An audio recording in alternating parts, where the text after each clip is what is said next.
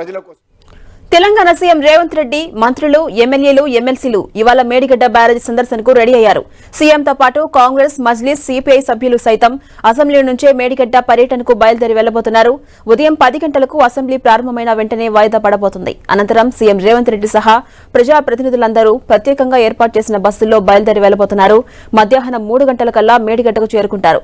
మేడిగడ్డ దగ్గరే కాళేశ్వరం ప్రాజెక్టు నిర్మాణ లోపాలు, సాగులోకి వచ్చిన కొత్త ఆయకట్టు అంశాలపై సాగునీటి శాఖ మంత్రి ఉత్తమ్ కుమార్ రెడ్డి ప్రజాప్రతినిధులకు పవర్ పాయింట్ ప్రెజెంటేషన్ ఇవ్వబోతున్నారు. ప్రజాప్రతినిధుల మేడిగడ్డ సందర్శన 2 గంటల పాటు కొనసాగబోతోంది. సాయంత్రం 5 గంటలకు అక్కడి నుంచి హైదరాబాద్ కు తిరుగు ప్రయాణం కాబోతున్నారు.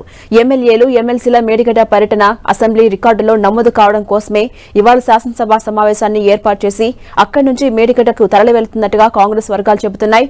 అయితే మేడిగడ్డ సందర్శనకు రావాలంటూ కేసీఆర్ సహా 119 మంది సభ్యులను ఆహ్వానించినట్టుగా మంత్రి ఉత్తమ్ కుమార్ రెడ్డి తెలిపారు. ఇక మేడిగడ్డ పర్యటనకు కాంగ్రెస్ పార్టీకి చెందిన అందరూ ఎమ్మెల్యేలు ఎమ్మెల్సీలు వెళ్తుండగా బీఆర్ఎస్ బీజేపీ ఎమ్మెల్యేలు మాత్రం వెళ్లట్లేదు. మేడిగడ్డ టూర్ కు తమ పార్టీ ఎమ్మెల్యేలు ఎమ్మెల్సీలు వెళ్లలేదంటూ BRS working president KTR, BJP రాష్ట్ర అధ్యక్షుడు కిషన్ రెడ్డి ఇప్పటికే ప్రకటించారు.